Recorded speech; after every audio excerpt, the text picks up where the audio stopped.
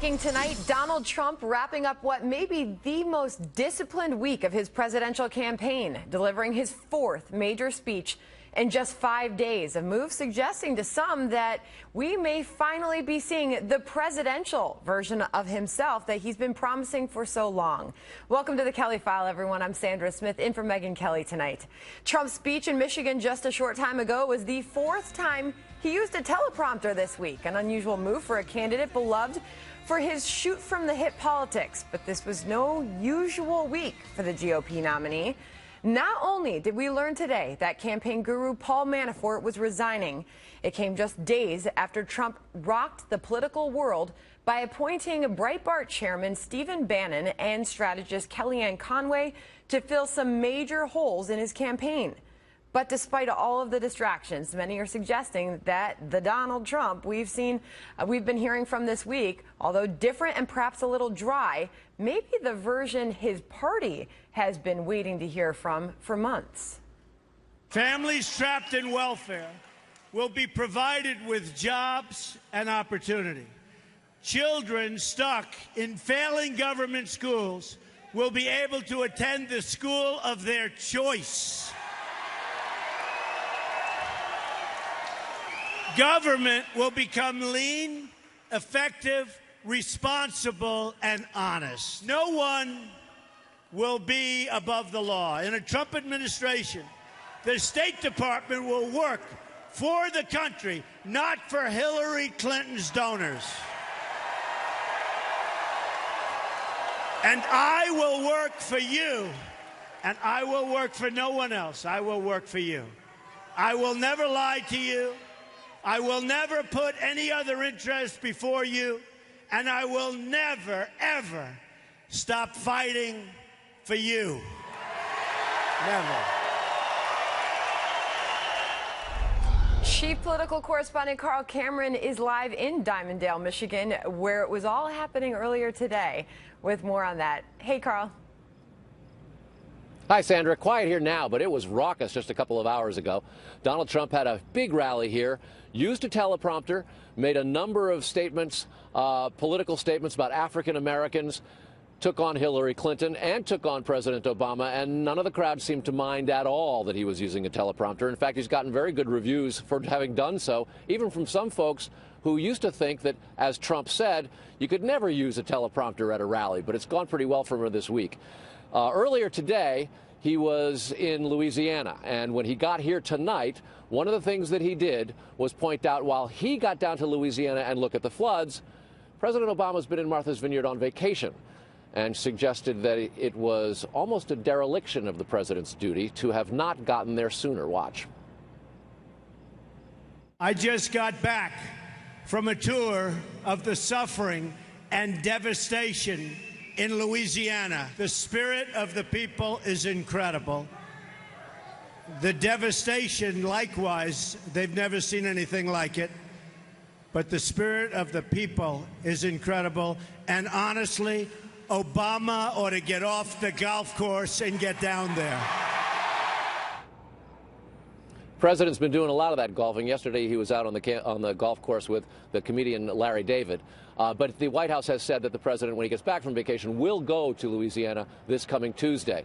That said, the morning and the tour was somewhat overshadowed by yet another shakeup in the Trump campaign.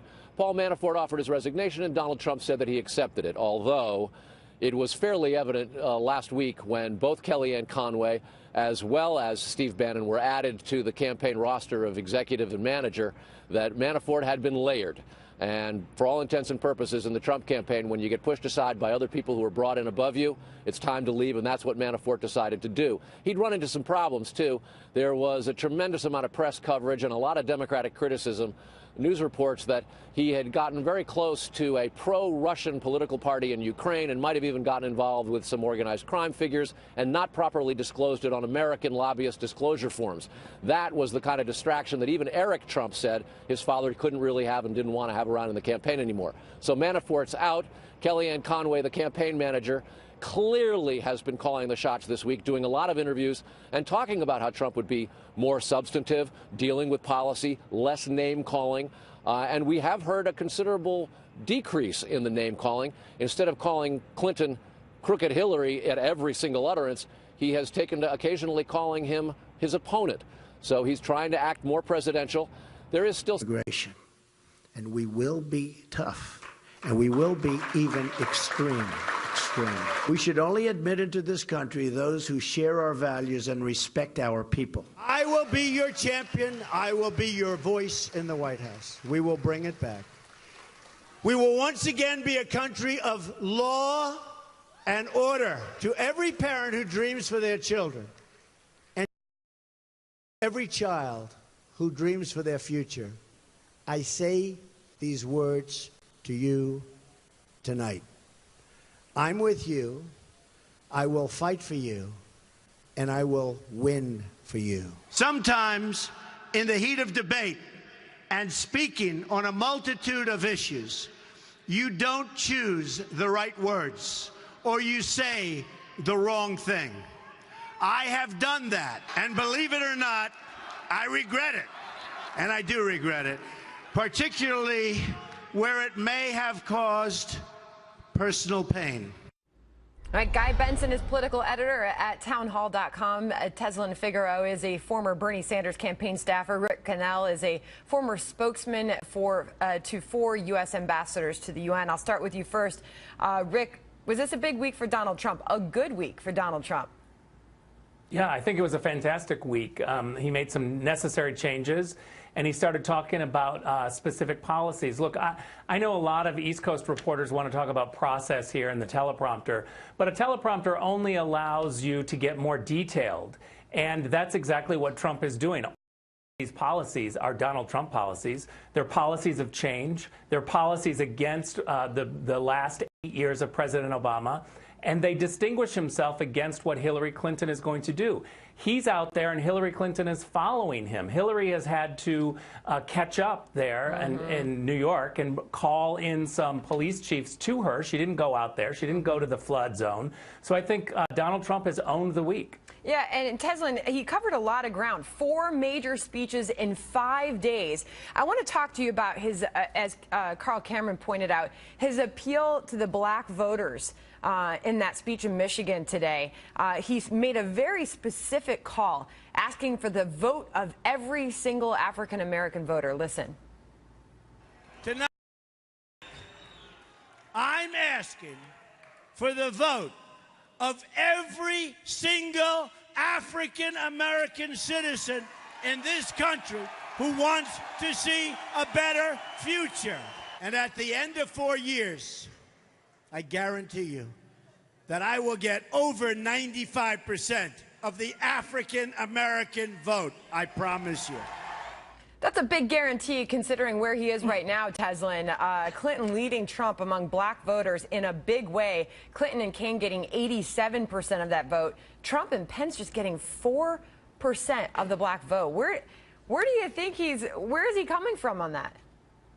Well, I think it's important for him to at least, ask. A lot of times I say that it's great to even at least ask for the vote. Now, just being honest as a campaign staffer, when you have 90% of African Americans who consistently vote Democrat time and time again, it may not be worth, just being honest, begging for votes that you may not ever get. So, at least he did, ask the question on this week. But more importantly, it's important that African Americans ask themselves the questions, are we better off than where we were 8 years ago? And the bottom line is African American poverty has risen. The bottom line is 4 out of 10 children are hungry and still in poverty. So those are the questions that we still need to, ask ourselves. So I think it goes away from more or less not just asking what politicians are asking us, but what we should be asking ourselves and asking of those politicians. So I think it was a good move to make. Whether he's successful or not in it, we'll just have to wait and see. Yeah, we'll see if there's any change that does come out of that. And Donald Trump tweeting out just a few moments ago after he delivered this speech, Guy, thank you, Michigan. This is a movement. He had a lively crowd there today, Guy. He had people excited. People are, as we just heard from Rick, this has been a great week for Donald Trump. Is this a turning point? Dare I ask that question? Well, we've heard it so many times, and people say, oh, this is finally that presidential pivot, and then the rug gets snatched out from under us. So color me skeptical, but I will agree with what Rick said in the premise of your question, which is despite the fact that his campaign chairman resigned under a major ethical cloud, even in spite of that, this was probably the most successful week in memory from the Trump campaign because he's gotten a little bit more serious. His speech in North Carolina was probably the best one I've seen of his entire presidential bid. And so I also think the jiu-jitsu politically going down to Louisiana, that was a smart move as well, politically savvy, softening Donald Trump's image. So my hat is off to Kellyanne Conway. She's made a very clear difference very, very quickly. So let's talk about that, Rick, because we know Paul Manafort is out. That was the big news today. And who is in? Stephen Bannon, the Breitbart chairman, is now there, and Kellyanne Conway, as Guy just mentioned. What impact are they going to have? How are they going to change, or will they seek to change Donald Trump? Well, first of all, let's say congratulations to Donald Trump for appointing the first female campaign manager for a GOP nominee. That message is not getting out there. He's not getting the credit for that appointment. Kellyanne is a fantastic pick as campaign manager. Look, I think that the two of them together, Bannon and Kellyanne, are a good force because Trump has had a problem with convincing people like my friend Guy here that they should join the Trump campaign. We need more Republicans. That's where he's going to do better. And by having Bannon and Kellyanne, two well-known hardcore conservatives, I think it's going to send a powerful message. Rick, was that sarcasm on a Friday night? No. Guy and I are very good friends, and we're on different sides of this issue. All right, well, we'll get Guy back in here in a second. But it sounded to me like he's coming along. We're on the same side against Hillary Clinton. That's for sure. That's true. Okay, so you've made that point clear. But Tesla, none of this does any good if we don't start to see a change in the polls. Whether or not the polls are accurate and they really matter, we're going to talk about that later in the show. But that is what we have to work off of right now. And the momentum has been in favor of Hillary Clinton, has it not? It has, but I guess I disagree with most people about it being, great to talk from the teleprompters. Donald Trump is 70 years old. Let's just be honest about it. You get what you get. It is what it is. You either like it, love it, or you want more of it, or you go support somebody else. He certainly didn't hire the founder of Sesame Street this week with Mr. Bannon. So I think the gloves are going to come off. He's going to go right back to being Trump and play to his base, not those who will never vote for him. Just in all honesty, we did the same thing with the Bernie Sanders campaign. It is a numbers game. It is a matrix game. He's going to play to the people who already support him, bring out the Trump, take off the gloves, and let Mr. Bannon do exactly what he wants Rick, to do. I see you trying to jump in, but I'm going to give your friend, Guy, the last word here. Yeah.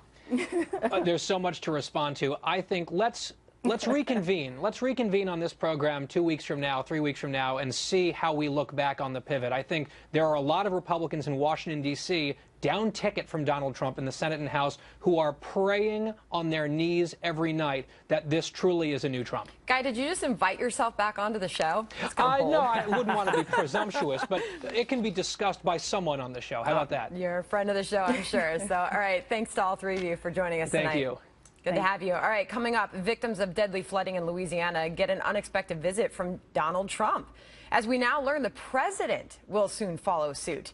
Did the GOP nominee pressure President Obama into action? Mark Thiessen and Richard Fowler join us with their reaction on that. Plus, Hillary Clinton reportedly blaming one of America's most respected men in her ongoing email scandal. Today, Colin Powell responding, suggesting that she leave him out of it. I did not email any classified material to anyone on my email. There is no classified material. Own country who have a very long and tough road ahead of them. Sandra. All right, Casey, thank you. Donald Trump's tour of flood-damaged Louisiana included a stop at a Baptist church with evangelical leader Tony Perkins.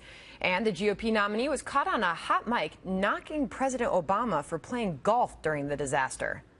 The president said he doesn't want to go. He's trying to get out of a golf game. Well, I heard he was trying to stay under par while we're underwater. He'll never be under par. Mark Thiessen, former chief speechwriter for President George W. Bush and Fox News contributor, and Richard Fowler is a nationally syndicated radio talk show host. Mark, I'll start with you first. Here Donald Trump he's running for president. He's on the ground in Baton Rouge before not only his opponent Hillary Clinton, who's taking some rest, He's on the ground before the president himself. What does that look like? Well, it's remarkable. If you remember, Donald Trump promised us that he wasn't going to start acting presidential. Well, today, he was more presidential than the President of the United States. While Barack Obama was on his 8th round of golf in 12 days, Donald Trump was on the ground, hugging victims, touring the devastation, and most importantly, using his bully pulpit to shine a spotlight on this tragedy. This is the worst natural disaster since Hurricane Sandy.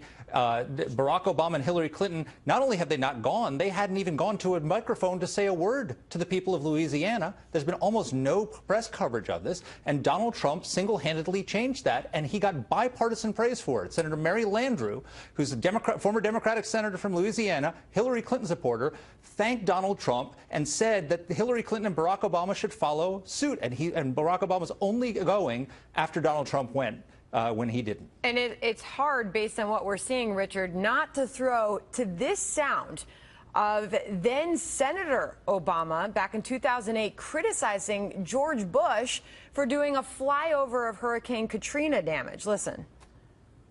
We can talk about what happened for a few days in 2005, and we should. We can talk about levees that couldn't hold, about a FEMA that seemed not just incompetent, but paralyzed and powerless, about a president who only saw the people from the window of an airplane instead of down here on the ground. He was criticizing him for not getting on the ground when he was trying to avoid a distraction in a similar way that Hillary Clinton said she doesn't want to go there yet because she doesn't want to be a distraction. Does a different standard apply here, Richard? No, that's not a different standard at all. I think that was candidate Obama, and this is now 8 years after President Obama, and there's a distinction between those two times. Here's what we know, and Mark's worked in the White House, and he knows that, is any time the president moves, almost an entire city moves behind him. Beyond that, when he moves into a region, to like Baton Rouge, right, where the expressways are all shut down, only for rescue vehicles. When the president gets there, those rescue vehicles can no longer move, right? So the president going is actually hampering the recovery more so than helping the recovery. I mean, the Baton Rouge newspaper, The Advocate, they're calling for the president to come down there. Okay, he has announced since then that he is going to be down there next Tuesday. He sent his Homeland Security Secretary and his FEMA director down there as well. This is what Hillary Clinton says as to why she's not going down there. She actually put out a Facebook posting saying just that. She doesn't want to be a distraction. She says, my heart breaks for Louisiana, and right now the relief effort can't afford any distractions. Okay, so based on Richard's point, is that fair? Of course not. Look, I want to ask Richard, were you saying that in 2005 when George W. Bush was getting hammered for doing the flyover? Were you taking on Barack Obama for saying that you can't see people from the sky? Hold on, wait.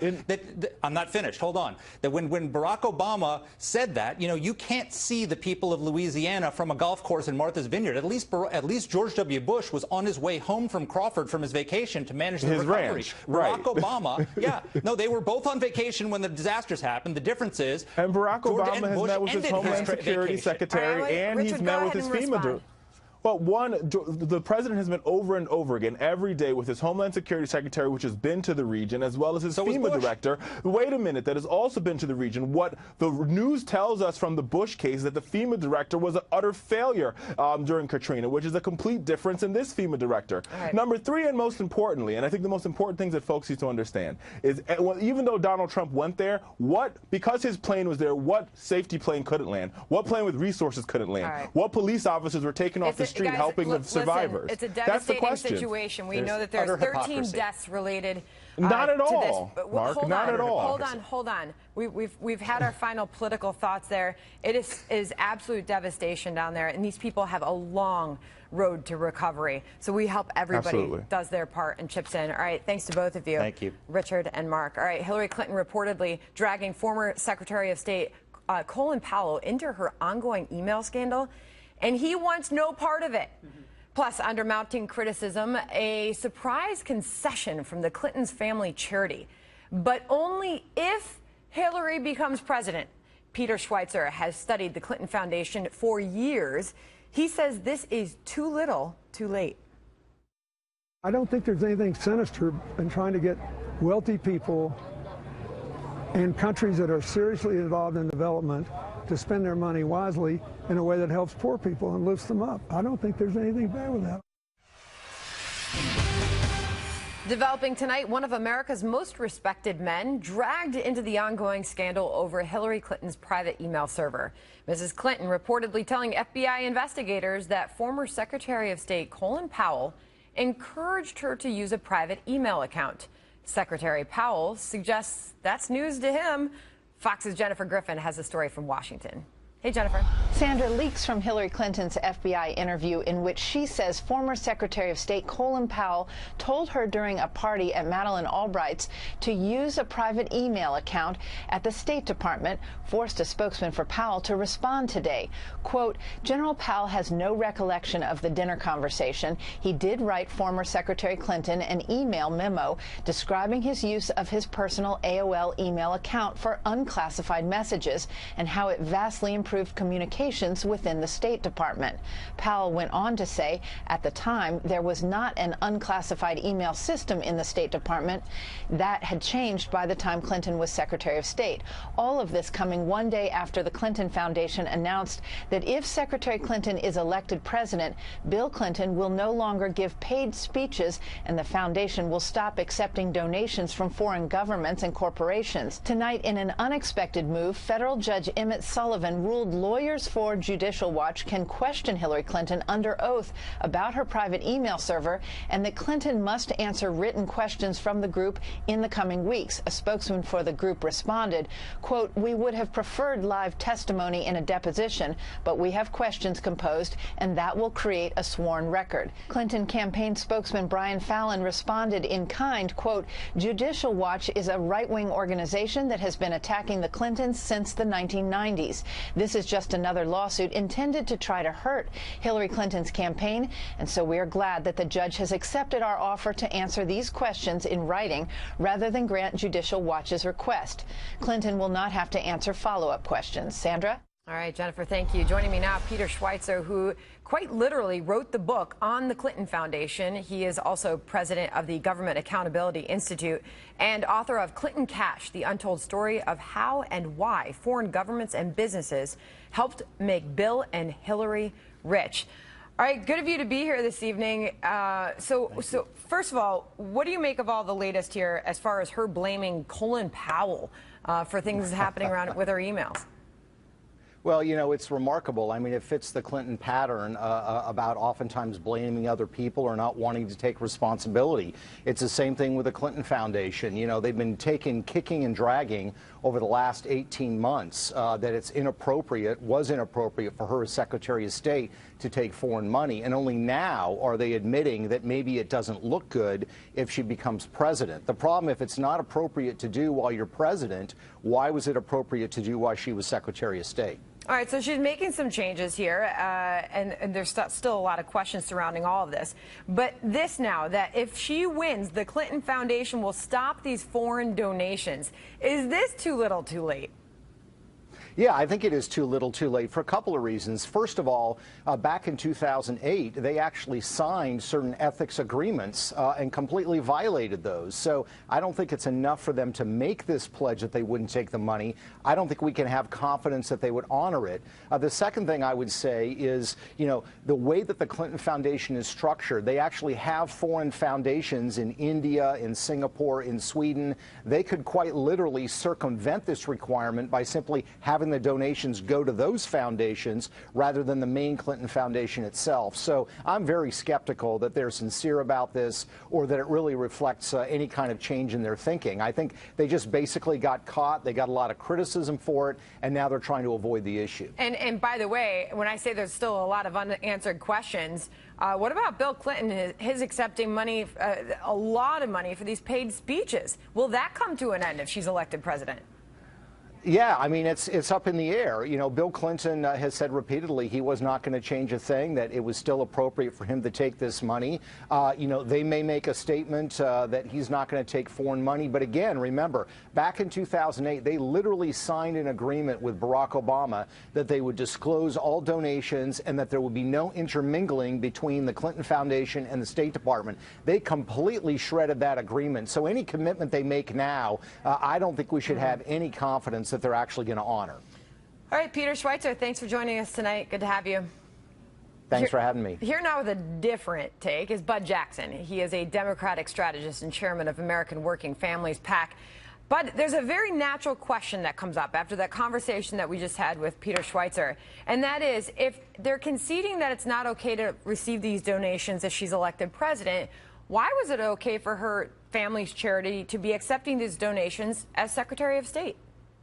Well, why don't we start off with talking about your previous guest, who presents himself as an independent arbiter. The fact is that the book he published and then the movie he did after that, the documentary, was supported by Breitbart, a right-wing organization. So he's not exactly independent. All right, so you've made your case against him, but let's answer the question. One more point. His film, so-called documentary, was also partially funded by Steve Bannon, who is now Trump's top advisor, and nobody has disclosed that. Okay. So let's not look at him as an independent arbiter. All right. Now, to answer your question, look, she has now decided that the time she made mistakes before with her doing the server.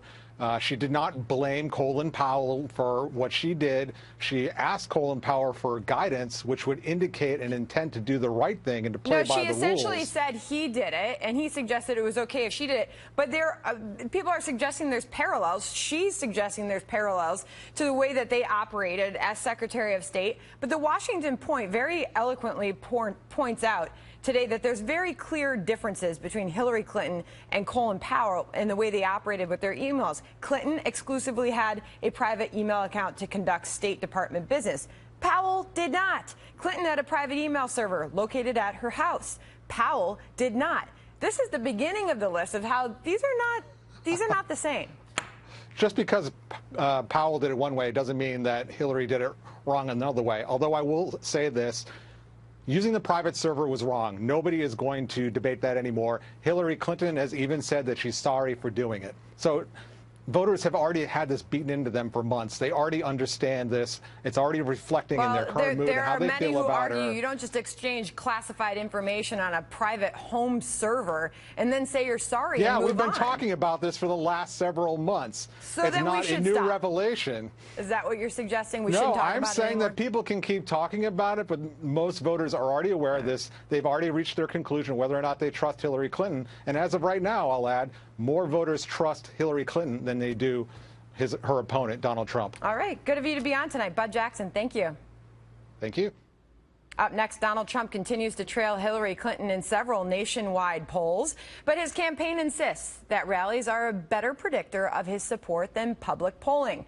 Chris Stirewalt, Jason Osborne, and Richard Lowry join us for a Kelly File Power panel on this Friday night. That's next.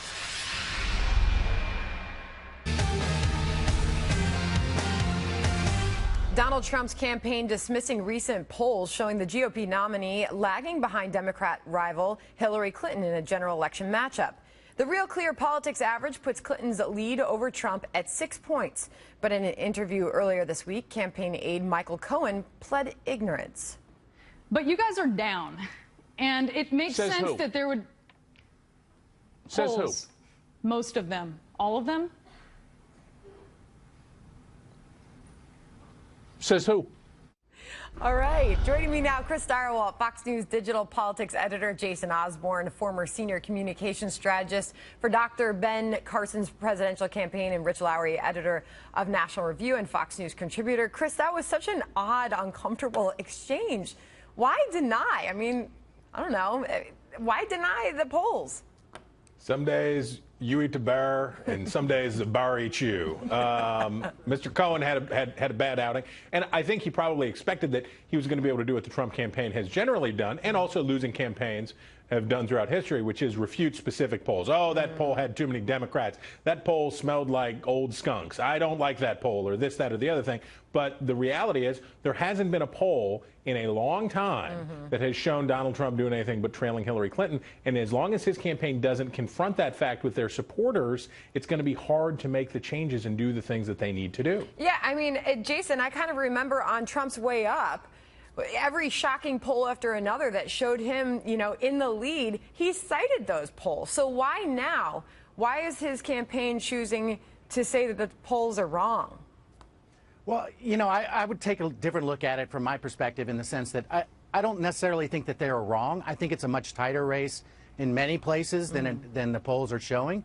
But primarily because, this is August, and August is a time where families are trying to finish their summer and get ready for school. So they're really not, a snapshot of what it's going to be like in November.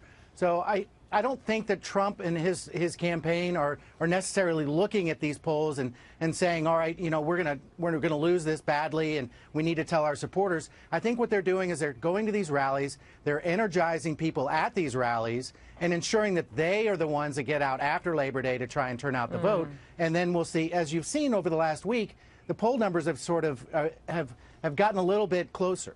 The LA Times has one that has Trump within 2.